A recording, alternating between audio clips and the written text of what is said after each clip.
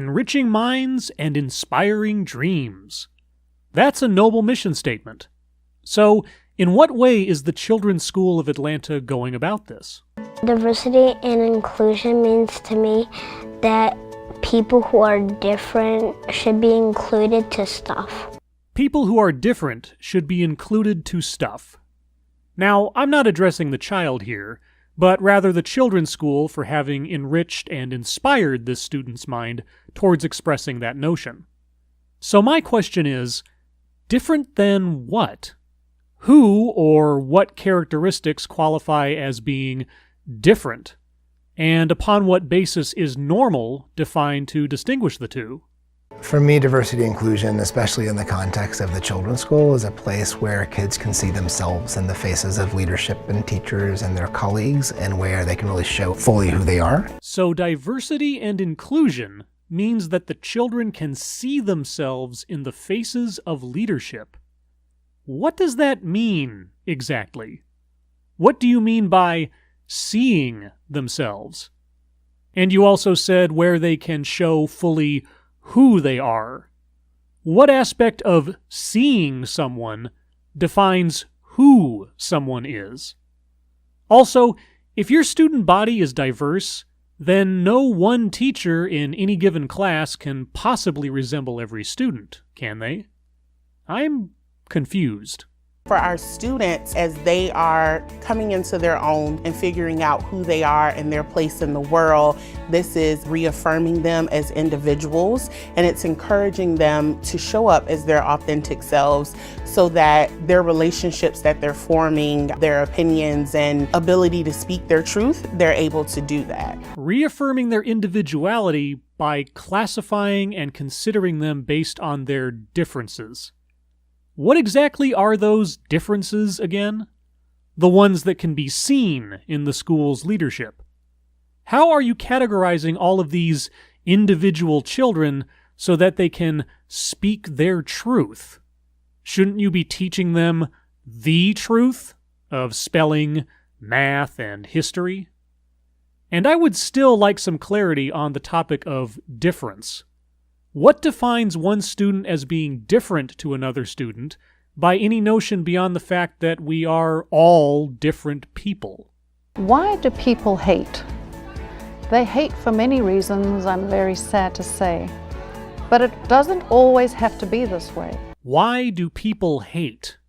Well, it's an interesting question to pose to children whom you are assessing and tailoring your faculty to be seen on the basis of some unspecified metric of difference. Difference that implies some people are just naturally separate from the quote-unquote normal people. I'm sure such notions have never led to rifts in understanding and cooperation. The school could be the beacon where children of all faiths and backgrounds and experiences and family structures and races and ethnicities could come and find that they were not the only ones. Ah, so the differences are ethnicity, race, backgrounds, experiences, faith, and family structures. You want to teach children that everyone should be included despite their differences. Yet, you're apparently making hiring decisions on the basis of ensuring that students see themselves in the school leadership. Of the factors you listed, which ones are you using to discriminate between potential candidates for teaching positions? How can you see faith? How can you see experiences? How can you see someone's family structure? What tests of thought or belief must a teacher pass to qualify for work at the children's school? As well, what criteria do you weigh a student's enrollment into your school? I mean, on the chance that they're not diverse enough for the current population.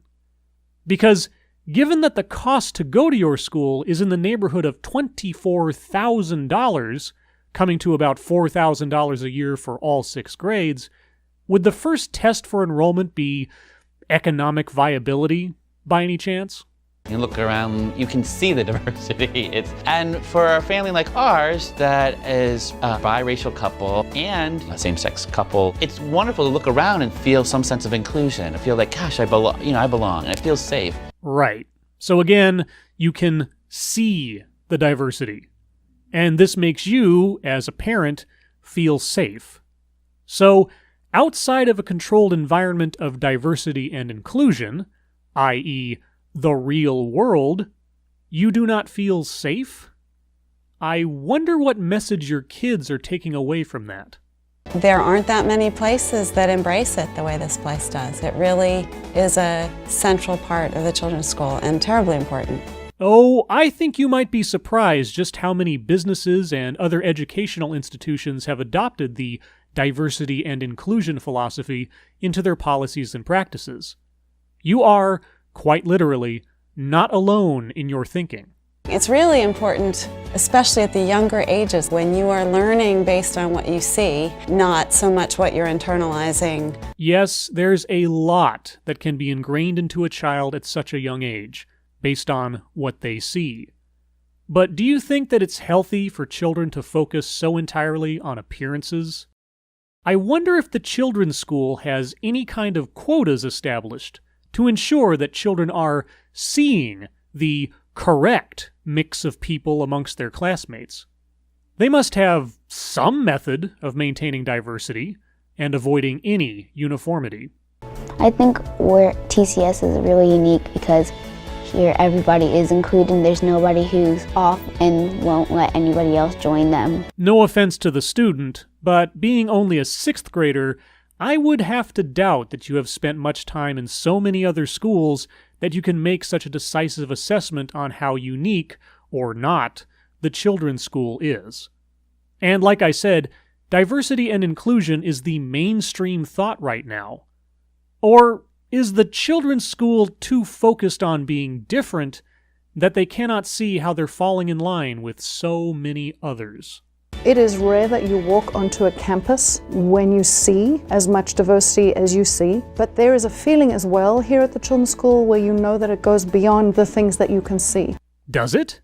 Because so far, what is seen is almost all that has been mentioned as to what makes your school diverse. So are we now going to go over what else constitutes diversity beyond that which is visible? Excellent. I'm very curious to know how the children's school ensures diversity of the intangible. When I first arrived here, one of the very first stories that I heard from other faculty members and members of the administration who had been here for a long time was about Lila McDill. Lila thought that all kids could learn, all kids have something to offer because of their race, their culture, where they are emotionally, physically, different academics where they are. So seeing people as just people beyond whatever their differences. Now, I think that's what you think you are instilling in these kids. I do not have any notion that you're intending to do them harm. However, the method by which you're going about it, ensuring that teachers are seen as reflective of their students, distinguishing the way you do things as some kind of safe social utopia, unlike the dangerous and discriminatory rest of the world, you might be instilling these kids with an unproductive, if not unhealthy, perspective on reality. Trying to construct a diverse utopia is no less a flawed prospect than trying to construct any other kind of utopia. From the time I started at the children's school, which was 27 years ago, it's always been a diverse community, which is one of the reasons why every year seems like a different year. So, if this has always been the case for your school, why is this news?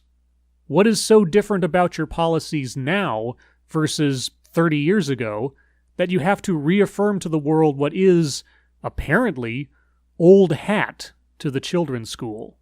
I'm in my first year at the children's school as assistant head of school, but my 10th year as a parent. And so what's been evident for a very long time is this is the right place for my children. By definition, as an educator, I'm very picky about where I would send my kids. So when this opportunity came up, the same reasons that I felt like this was a match for my child and we felt like it was a match for our family is the same list of reasons why I would want to be working here and have that culture really be part of the educational vision. So you're not only an authority figure at this school and take part in setting the agenda, but it's also where your own children are being educated. I'm not sure which side of that scenario holds the bigger conflict of interest, or causes the larger amount of concern towards your objectivity. At the end of the day, it's the culture that defines the community, not the other way around. The culture defines the community, not the community defining the culture. Whose culture are you referring to? What ideas and perspectives are your guiding lights? If elements of the community, children or their parents, do not conform to your approved culture, what do you do with those who think or behave differently? And so my attention as the head of school every single day, more than strategy and more than program, is actually on protecting and developing the culture of the children's school. Your attention as head of the school is on protecting and developing the culture, how the kids interact, how they relate to one another, and the faculty you've selected to be seen.